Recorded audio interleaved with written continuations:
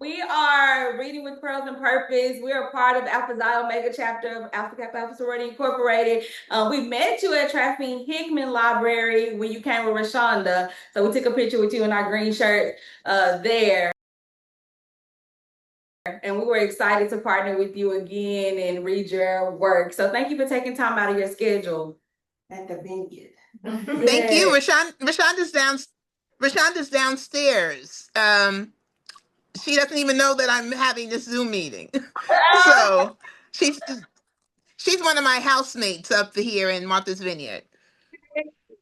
We were just discussing her because we were at Queen of Sugar Hill as well when we met y'all that time. So Okay.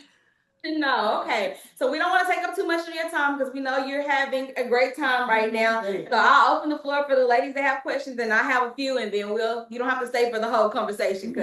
Well, thank you so much for coming again. Thank you. Yeah. Well, first of all, I do want to always say this. Thank you for saying thank you. But I should be the one thanking you. I have no career without you.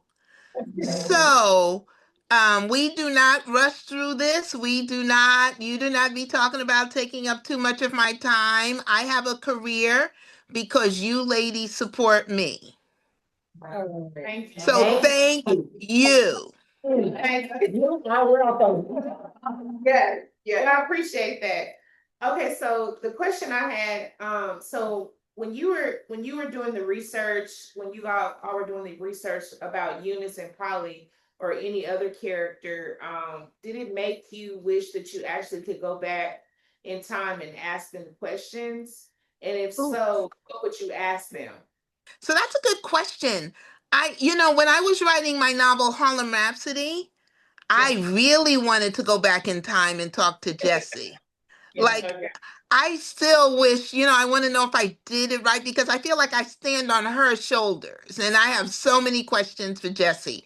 I didn't think about it with Eunice, but, one of the things I think I would like to ask Eunice was how did she handle, and this is something we all have to do.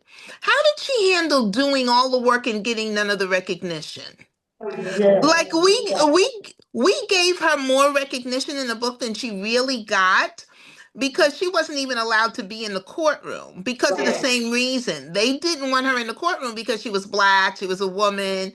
And in those days, the juries were all white men. They weren't even white women. They were all white men. And so, but this thing, she took down like the New York mob. They wouldn't have had a case without her. And I really would like to know does she feel the same way we feel? Like, not again, but she was the first, so maybe she just thought, behind me. So she'd be surprised to know we still deal with it. And then for Polly, one of the most interesting conversations I think in that book is when Polly and Eunice have that talk about who's the worse off, a poor white person, or an educated middle class Black person. Fascinating conversation because Marie and I talked about it together ourselves. And it's a fascinating thing because I don't care what you say. I'll always say, as a Black woman, we always going to be marginalized. I don't care if we at the top, the middle, the bottom. So I would like to know what they both thought, like really what they would be both think. So that's a good question. I hadn't thought about it, but for Harlem Rhapsody, I had a whole bunch of questions for her. What do you think, or why do you think Eunice Carter's story was overlooked by history, especially considering what she accomplished, being Manhattan's first Black prosecutor, female prosecutor? I think we are just a marginalized people. I just came from an event where we were talking and they were asking, I think ReShonda was our moderator, and she asked, what has changed in 100 years in publishing? Not much. And so we are just people who are easy to be erased, and now they're trying to erase us on purpose. And another reason that I think I think it's now our responsibility. Like, I think when our relatives pass away and everything, and we don't want to go through all the old boxes and everything, our history is inside of that. And we are now going to be the keepers of our history and our legacy, because it was easy to erase her, because a history that's untold is a history that can be erased. And so while they are totally trying to erase us, we need to take some responsibility and step up with our own family stories and things like that. It's so easy to erase us if we're not going to stand up and tell the stories, which is why I have switched from the kind of writing I used to do to this, because this is legacy writing. I feel like the other writing was entertainment, and I feel like this is important. Yes, yes. Thank you. I wanted to ask about the lion. So with the lion, I loved her character, and I wanted to know, like, was she real? And That's where do all you real. Everything about her, everything about her real. wow, really? Everything Okay, about her was real. Yeah. their relationship was just beautiful. And so, do you think that Polly? Because I'm assuming was Lion black? Yes. Okay. So, did you Yes, she think? was black. So, did Polly ever see any similarities between Eunice and the lion? And do you think Polly ever wanted to introduce Eunice and the lion? Like, did Polly ever I think, know oh, she you never wanted to. No, no, no? no. They were not that kind of friend. No, Polly did not like Eunice, because at any point in time, Eunice could have put Polly in jail. Oh, yeah. They were Yeah. never friends. They were on opposite sides. She would never want to bring Eunice into her life. Eunice didn't even know where Polly's brothel was. It was a secret. That's why they always met in other places. They weren't friends like that. They weren't friends. Like, after they left, we made them more friendly at the end than they ever were. They were like, we gonna get this done. I don't like you. You don't like me. Eunice didn't like Polly, because while Polly was one of the people who were exploiting the women. And Yes. so she didn't like her. And she would have, Polly did not like Eunice, because at any point in time, Eunice could have put her in jail. You would think that Polly would see, like, oh, this powerful black woman, and this. Well, I mean that. No, I think in today's times you'd look at this, Yeah. but 100 years ago, we didn't cross like that. Like, what? Like, we didn't say, "Oh, you need to meet my black friend," because we didn't. That's what some of you would do now. Yeah. 100 years ago, you wouldn't have done that. Yeah. I don't even know those people. I don't have any research, but I absolutely know she wouldn't have brought Eunice into her. It would be too dangerous to bring a law enforcement person into your life like that. Yeah. I was just watching an interview on YouTube, and you were talking about how intentional y'all are about choosing black and white pairs to do the work you're writing about. Is there someone else y'all plan on focusing on, another pair that's in the works? Yes, I mean, yes, we are writing another book together. We haven't passed it through my editor yet. But yeah, we'll have many more books about black and white women who have accomplished great things together. Awesome. That's good. And then my next question says, what do you hope black women specifically take away from Eunice's story? Well, I think every woman that we write about, we've written about Belda Costa Green, Mary McLeod Bethune, now Eunice Carter. I wrote about Jessie Redmond Fawcett. Is I want people to look at these women and say, they were doing this 100 years ago. If they could do it then, we can do it now. They were doing it when they had no agency over their lives, their bodies. They couldn't even get bank accounts. You couldn't legally get a bank account without your husband or your father. And all the other things that came with that. And I always just want to say, okay, if they can do it, we can do it. You know, there's so many times when I hear us saying, I don't want to go through that. I don't want to read that. I don't want to. And I want to say, come on, they did it. They lived it. They lived it. We can just do a little bit of our part because they lived it and we stand on their shoulders. And I'm just so proud to bring these women to life so that we can recognize on whose shoulders we stand. Yeah. Yeah. That's true. And I don't want us to forget that. As they're trying to make us to not even know it, I don't want us to forget it.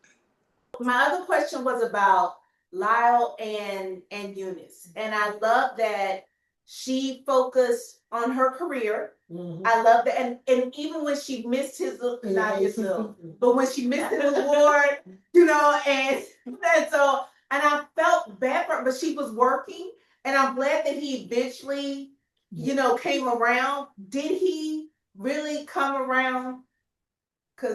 So he came around in the way that they lived their lives 100 years ago.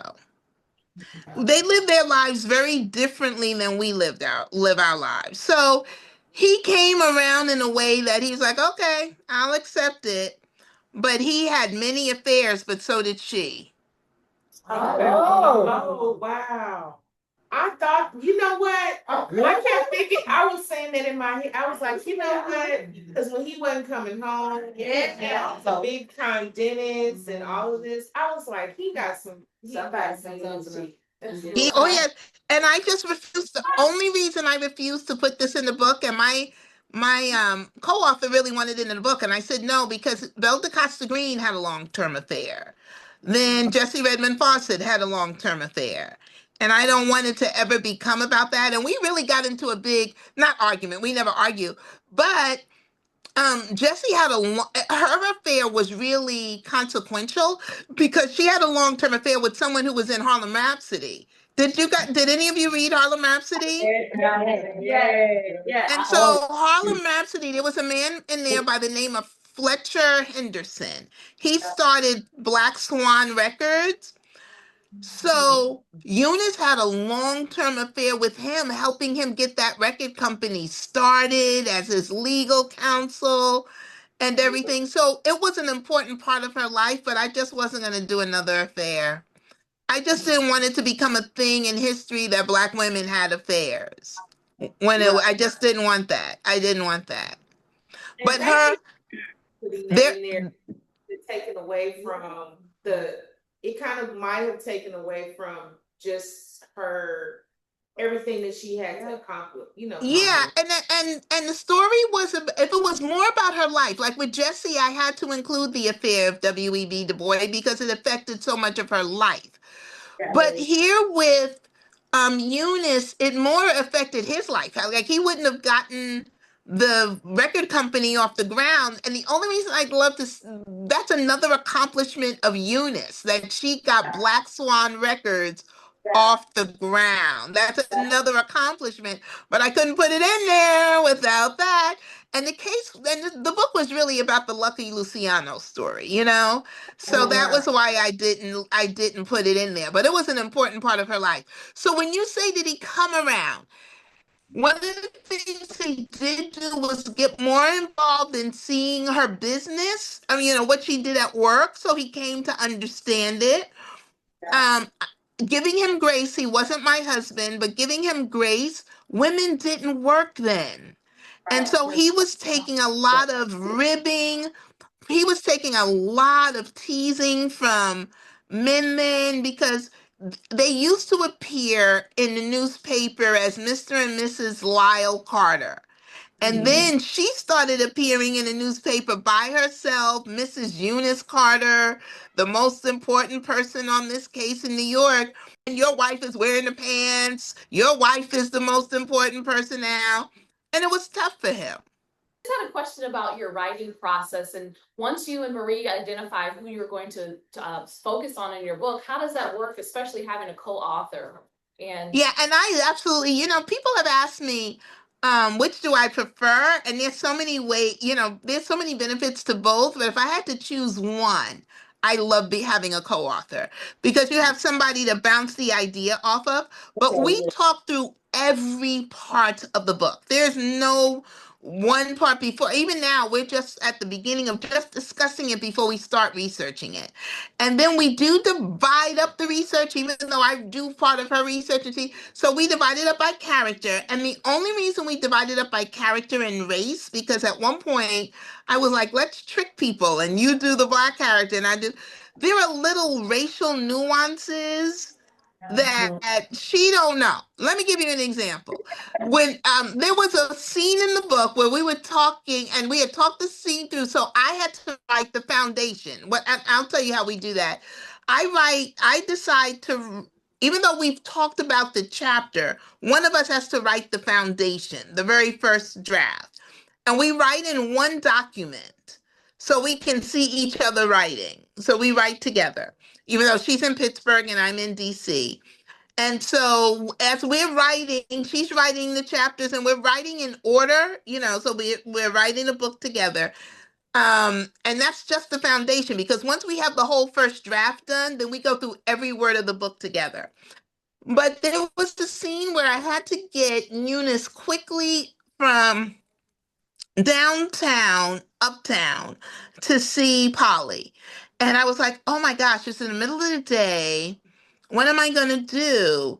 And I called Marie and I was like, I've got to figure this out. If there was car service for Black people, I've got to figure this out. And she's like, well, just put her in a cab. I was like, girl, last Thursday in Harlem, a Black woman couldn't get a cab last Thursday. How's she going to get a cab 100 years ago? And so Marie still laughs about it because she said if she had written a book, Eunice would still be on the corner trying to catch a cab. And so there are little tiny racial things that she would never consider. And we love talking about that that incident. We have a whole bunch of things like that. Because she was like, what do you mean she can't get in it? And she's like, she's heard the stories about Black people not being there, but you have to experience in order to know it. So, but when something like that happens, we stop and talk to each other about it. But when she was like, put her in a cab, I'm like, why do you think I'm calling you? She couldn't get no cab. Last Thursday, she couldn't get a cab. How's she gonna get a cab 100 years ago? In line with that, so I wrote a book with one of my friends. She is white and Jewish, and so reading this, it really made me think of my friend. And we wrote a book right after like the summer of 2020, so when it was chaotic and white people Yes. like, oh, it's in racism. And so I'm wondering, just with Alana's question about your process, like, did that summer do something to y'all's friendship? You and Yes. So yes, we wrote a book called The Personal Librarian. Wonderful. And in that book we talked about, and in that book, in the author's notes, we talked about how, because we didn't know each other when we first started. And so I always say I would have ended, writing that book, and she was a good, nice lady, and we had fun together. And I would have sent her a Christmas card if I ever sent any out, those kinds of things. But then when we had to edit the book together during George Floyd, we worked like every day. We worked. During COVID, we discovered this thing called Zoom. So that's how we were working. And we would work 9 to 12 every day, 7 days a week. And with the first hour, the reason it was 3 hours like that was the first hour we were checking in with each other. And it's interesting because you would think that she had to check in more with me. The kind of person she is, I had to check in just as much with her. Because do you remember that Central Park situation where the guy had gone? Oh, So yeah. Marie is an attorney. I had to tell her, look, this is COVID. If you get in your car and drive up there and try to find a woman, she's going to be gone by the time you get there. We don't have no money to bail you out. And so she was livid. Like she was, and what's interesting watching, that's a really good question. because some of the stuff we saw, like, of course, we all reacted the same way with George Floyd, but some of the stuff drives us to this because we're so used to it, which is sad. The stuff was driving her here. Like, she was literally, if she could have gotten in her car and gone after that woman, she would have. And so it was so fascinating to see her experiencing, and this is something that she and I ended up talking about a lot, because I used to say white people are being disingenuous when they say there's no more racism. Because can't they just look all around it? Every day we go through stuff. But what we discovered with between me and Marie is that Black people feel racism. White people see racism. So we walk out our door and we can see the way somebody looks at us. We know what that means. She's like, they're just looking at you. But we know what that means. We know what it means to be followed in the store. When a white person says they follow me too, no, they don't. It's not the same thing. It's not the same. So we feel it, and we feel it constantly. White people who are allies don't feel it. They have to see it. And that's why with Selma, when they saw it on TV and they saw those dogs, they were like, oh, no, no, no, no, no, no, because they saw it. With George Floyd, they saw it. They were like, oh, no, no, no, no, no, no. And so they have to see it, and you don't always get a chance to see racism. You don't always get it because it's usually the racism that we experience is not usually in these big moments. It's when we get on a plane and I put my bag up and they say, "Oh no, sorry, that's only for first class. You can't put your bag there." That's what, or when I go in the priority line and they were like, "Are you priority?" No, I can't read. It's that kind of stuff, and it's little stuff, and all people see are our reactions when we're ready to cuss a person out, and they're like, "Why she just told you to move your bag?" But that's because that was the 10th thing that happened to me that day. And so so they only see the little reactions. And that was a lesson I learned. I was like, okay, there's no way for them to feel what we feel.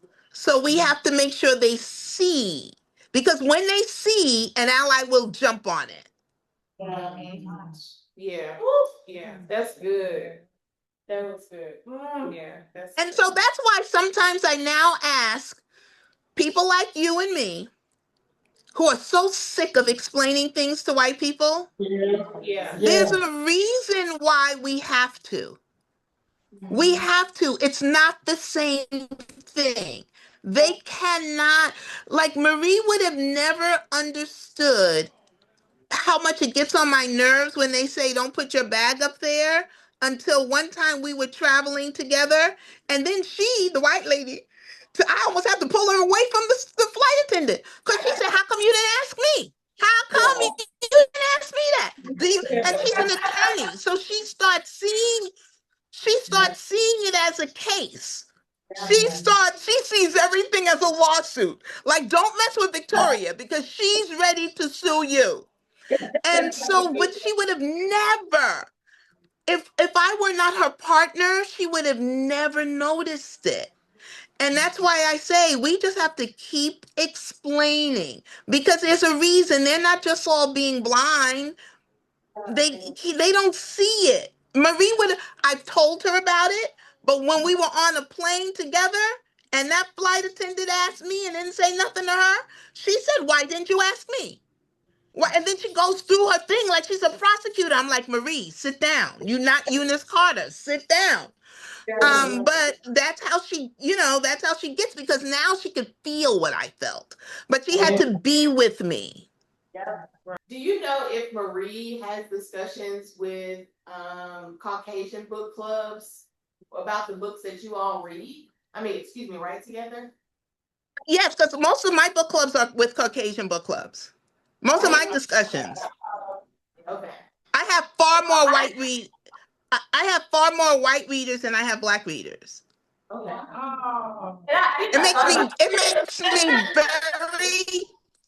That makes me very sad.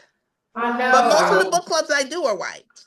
Well, I thought about that because you were saying now because you have to explain things to Marie, and so I'm wondering if with these books, if our white counterparts start to understand some of the microaggressions or the subtle racism that we have to go through as Black people, if they kind of pick up on that with some of the historical fiction that you all write. Yep. And one of the things that I love about white book clubs is that historical fiction gives them the right to ask questions. They feel safe asking questions. Now they still say, I don't want to be offensive. But why did she say this or why? But they will ask the question. They will ask questions about like why does everything have to be about race? And then you explain it because it is about race when you're living in a skin that everybody makes about race. And so one of the things we want to do with historical fiction and why we choose a Black woman and white woman always going through racial things is we want them to have that kind of conversation. And we started something called Conversations in Black and White, where we've asked Black book clubs and white book clubs to kind of find each other and at least just once a year read one book together. And the book clubs who've done that, they're like, you've changed our lives. The Black book clubs are saying it and the white ones because you can get to have racial conversations in a safe place. Because historical fiction is safe. It doesn't, it's not going to be like you do this and you do that. And, it's the characters who did it. And so all the book clubs who've done it, we have some mostly in the South. In Columbia, South Carolina, we have like 10 different book clubs down in Florida, of all places. And they just went out and most of them went to a bookstore or a library and said, we want to do something called Conversations in Black and White. And now the same book clubs get together once a year. Some of them say now they want to do more, and they read the same book and have different thoughts, and they love it. And the people have become friends. And one of them got together in Florida and started a foundation of working together. So it's been really good. Wow. Great idea, just because one of the things people always say that the most segregated hour in a week is in church, 11 o'clock on Sunday. I say, no, it's not. It's the Friday night at 7 o'clock book club. It's the Sunday afternoon book club. We don't read together. And so people were like, okay. And I remember the reason that we started to do this is when we wrote The Personal Librarian, Marie and I were on tour together and we were in DC, and a white man, and he was in about his 60s. We're so sorry we didn't get his contact information. After we started speaking, he came up and bought 2 books. And he said, I'm going to find a Black man to read this with. And he said, I'm really scared, but I'm going to do it. And I thought that was like the most beautiful thing. That he brought 2 copies and he told us he was scared to do it, but he was going to find a Black man to read with.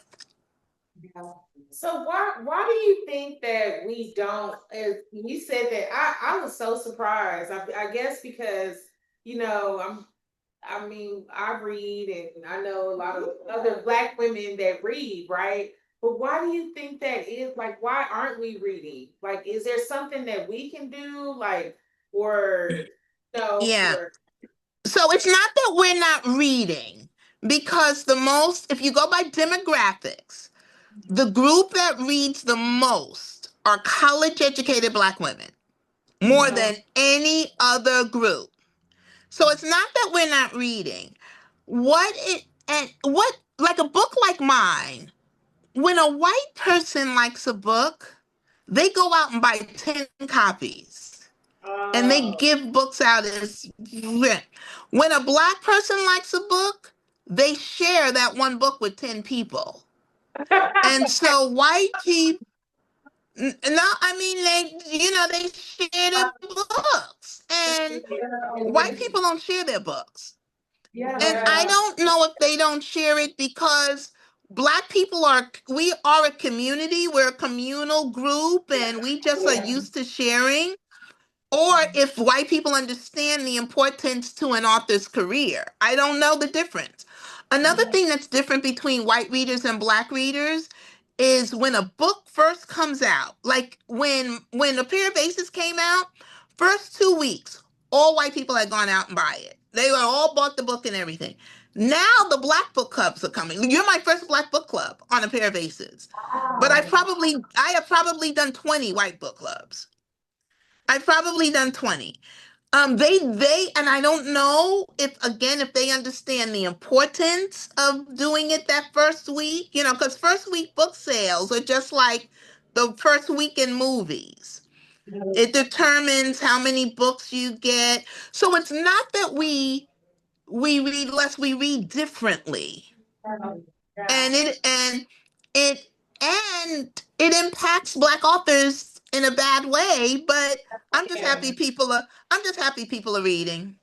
There's not, I can't, we tell people all the time the first week sales are the most important sales of the book. I don't ask people not to share the book. ReShonda will tell you in a minute. Pass the word, not the book. Because she will say that in a minute, because it really I remember my agent once said that if you could count the number of people who actually read our books, all Black authors would be New York Times best-selling authors, because people have passed the book to their friends, and then they pass the book to their friends, but none of those books count as sales. Right. They don't count as sales, so you can't tell. So it's not, I don't want you to think we're not reading, because we are the most read group. We just read differently. Okay. We like to hook up. Yeah. We like the hookup. Okay, I want to ask you. We like the hookup. Yeah. So about Lucky, did this end? I know it did get rid of prostitution, but did this really eradicate? Like, how did it affect the prostitution in New York, this case? I mean, I know they don't. Yeah, they cut off the head. Not only it was not only prostitution, it was all of organized crime. They cut off the head. Eunice got rid almost single-handedly by herself of organized crime. Now, of course, it moved from New York into Chicago mostly. And of course, there was still organized crime, but we didn't even show the violence. Like, they were shooting up Harlem like crazy at that point. And so, you cut off the head. When you cut off the head like that, you're gonna still have remnants, but when you cut off the head, which is why voting in November is so important. But I digress. Right. I digress. Go back to being a madam. Did Polly go back to being a madam? Yes. And Polly has an autobiography that's pretty good. We put that in the book. It's pretty good. They actually made a movie from that book. Yeah. Isn't it called Author's Note? Yeah. Is it Madam? Is that the name of the book? I think it was Madam. There's 2 books. I can't remember the one, and we put it in the back of the book, in the author's notes. So one is the biography and one is the autobiography. And both are good, but it's really funny to hear it out of Polly's mouth. So in her autobiography, let me tell you this. So we're not sure if Polly and Eunice ever worked together, but let me tell you why we believe they did. One is, remember that raid that happened? This is where we got the idea. And Polly was the most notorious one. Polly's brothel was not touched. Just like in the book. How that happened. Right. Then in Polly's autobiography, she says, I never knew anything about organized crime. Come on, girl. The only reason that you would say that is to stay alive. Because you know what I mean? You can, because you can't say she should have said, if she were not involved, she should have said, yeah, I've heard stuff here and there, but I never, that's not what she says. In her autobiography, she goes, oh, there was organized crime and prostitution, girl, bye. So we know that Eunice would have had to have had someone because all the witnesses we put in that book, everything really happened. All of that, like that girl, that Marjorie Brown, I think her name was, who was the chambermaid from the wall, really happened. Eunice got her, and that girl stood up in court and put her hands on those man's shoulders. Like, and she was 25 years old. She was fearless. She was fearless. Eunice wouldn't have just automatically bumped into these people. Yeah. Okay, and okay, Eunice, her mom, and she seemed like her Yes. mom had her own like career stories. Yeah, like, yeah, you need to look her up. You need to look her up. She is amazing. Like, she needs her own book, Addie Hunton. And she was working with the NAACP. Everything we put in there is true. And she was working with the NAACP. And she was trying to set up local branches in the South so that Black people would rise up and vote and, fight for their rights. And they, in the South, that was all KKK territory in 1909. And they would actually send letters to the NAACP and say, do not have her come down here. And she would say, they don't want me in Memphis? When you going to get me a ticket to go down to Memphis? I want to go next week. I mean, that was crazy.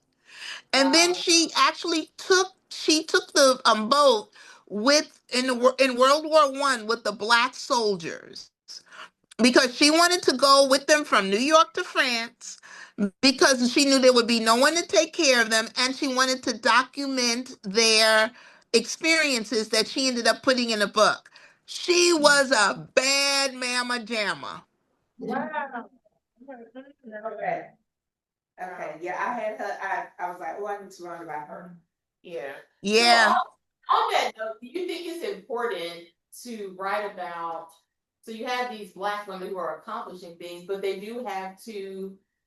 Maybe they'll miss a birthday or they won't be in their kids' lives during certain times. Do you think, is that another reason why you think it's important to tell the story so people know that if they're not, the sacrifice, right? With sacrificing the home life sometimes to. Yeah, so we don't choose them because of that. I don't choose them because of that. I choose them because of their accomplishments. And then as we research them, we find out about their sacrifices because there's nobody who's going to achieve anything who's not going to have to sacrifice. So we don't look for the sacrifices first. We look for the achievement first, and then the sacrifices are there slapping us in the face. Because with Eunice, she sent her son to Barbados. She had to fight. And when you're the first at something, there's always going to be a sacrifice that you have to give up, that you're going to experience. So I think those are things that are so important to tell. I think they're so important to tell, but that's not where we start the story. But we know there are going to be sacrifices in them because of the kinds of women we choose. Because we choose women who do this. I thought you were going to ask another question. I thought you were going to say, I'm talking about all these Black women and there's always a white woman with them. Is it important to show that? That's what I thought you were going to ask. And I do. I think it's important because we wrote another book called The First Ladies, and Eleanor Roosevelt was best friends with Mary McLeod Bethune. And there was a scene where FDR was supposed to do something. He did it, but he put a white man in charge. And Mary was livid. And Eleanor Roosevelt was pissed off too. But then Eleanor Roosevelt said, you know what? Let's kind of calm down here. what is our goal? Isn't our goal to get in the door? And sometimes white faces can go where black faces can't. Yes. Yeah. And that is the importance of these books to me, to show that I remember one time I've heard people got mad at Hillary Clinton because she said Martin Luther King needed the white man to help him pass the Civil Rights Act. And black people got mad at Hillary Clinton. I'm like, where's the lie? Martin Luther King wouldn't have gotten that passed without Lyndon Baines Johnson. Yes. He was the man with the power. And so we as black people need to learn how to use white power. The same thing that happened with me with my career. My career was kind of going like this. And Marie says, I want to write a book with you. And my career went like that. Wow. And sometimes black people can't go where white people can go. And white people have used their privilege to help black people. And LBJ used his privilege as a Texas Southern Democrat to pass the Civil Rights Act and the Voting Rights Act. He used it, and he said he knew that white people were going to be mad at him. But he used his privilege. Marie used privilege to help my career take off. And so I thought that was the question you were going to ask. Were we always going to do a black and white person? Yes. So after when you first started writing Polly and Eunice, so which character do you feel or it could be another character. Which character do you feel you understand differently now versus when you first started writing? I didn't understand. I can't say different. Well, when I first started, because I didn't know any of them. Okay. So that's a good question though, because characters are like friends. The longer you spend time with them, the better you get to know them. Mm-hmm. And so any of these people, when we first start, and no one's asked that question, so I'm thinking about it and talking about it at the same time. It's a good question. When we first start, we know what's on Google, and half of Google's wrong. And then we spend months and months and hours going to research libraries and discovering their parents. And like I remember when I was writing Harlem Rhapsody, and I discovered her mother was white. I was like, wait, what? But I didn't know that at the beginning. And so the longer we spend researching and even through the writing process, the better we get to know them. So by the time the book is finished and on the pages that you read, we know them thoroughly. Like sometimes I feel like I can be an expert in their story, or only their story though. I don't know what happened before, and I don't know what happened after, but I can tell you what happened in those 300 pages. I think we didn't know them at all. And then I am so blessed that in just these few years, I've gotten to know 4 incredible Black women. Yeah. And the white women too, but I feel so, I just don't even understand why God gave me the privilege of doing this. Yeah. Yeah. Yeah. This is a sincere, I can't even tell you how blessed I feel to be, I don't want to say finding these women, they were already there, but that they and God chose me to tell their stories. Yeah. Yeah. That's good. A long time fan. I think the first book my mom put in my hand was in college, The Deal to Dance and the Devil. That's ReShonda's favorite book. That's mine. That's mine. That's mine. And I was just telling them about your Lifetime series too. They didn't know about that side of you. So, do you ever have plans of going back to that side? Or are you sticking with the historical fiction lane? So there's a lot of reasons why I wouldn't go back. One is financial. Like on that side of my business, I may sell 10,000 copies. On my historical fiction side, the personal librarian has sold 1 million copies. It was, I wouldn't even be able to get a contract to do any of those books. No publisher out there would give me a contract to do those books. It would be a waste of a year. And it takes me the same amount of time to write both. So it would be, so the answer is no, never going back. And so that's the financial side because I want to make a living. The other side of it is I always felt those because like you said, thank you for being there with me for all those times because I wrote that book in 2010. 2010, I wrote The Deal of Dancing the Devil, but I've been writing, next year will be 30 years that I've been a full-time writer. And all those times I was writing those books and I had a okay career. Um, and I always thought that was my purpose because I've always wanted to be a writer, but that wasn't my purpose. That was my preparation for my purpose. I won't be going back to writing those books because this is my purpose. I feel like God put me here to write for a time such as this when they are trying to erase me. I am going to excavate every single woman I can find. Every time they ban one of my books, I'm going to write 2 books because writing has now become my resistance. You mess with me, you think you burying something and all you did was plant a seed. And I am going to grow that seed. I'm talking to you, Ron DeSantis and Trump and all of them, because all they have done is fire me up. I am not going back because there are so many stories that need to be told, and I'm going to write every single one until my fingers fall off.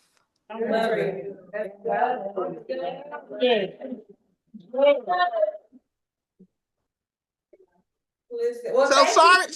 sorry about that. I only wrote the 5 deadly sins. It's called the 7 deadly sins. And even Lifetime is like, really, Victoria, you just gonna leave us out there like that? Yeah, just gonna leave you out there like that. They got the 5 best deadly sins on Lifetime. I'm gonna make her reread those. It's fine. It's still good. So thank you so much for your time. We appreciate you taking time out to talk to us.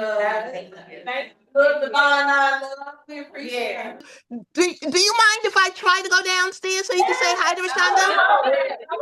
Okay, so come with me. Come with me. I don't know how this is gonna work. Okay, do you guys have a minute? She's talking. You know who she's okay, so do you know who she's talking to? So she wrote a book called With Love from Harlem. Yeah. So it's about Hazel Scott, right? Yeah. And Hazel Scott was married to Adam Clayton Powell. So she's talking to Hazel Scott and Adam Clayton Powell's son, who is here on the island, and they asked if they could meet with her. So hold on, let's see if we can. Okay, so these are your sorrows. Nice to meet you all. Where are you all located? Okay, I love it. Love it. Queen Sugar Hill and With Love from Harlem. We read both of those. Thank you so much. Thank you. But y'all didn't invite me like you invited Victoria though, huh? Yeah, we've been trying to get a hold of you. Yeah, but she don't answer no email. I am bad about emails, but Yeah. So nice to meet you all. Okay, bye ladies. Thank you so much. Bye.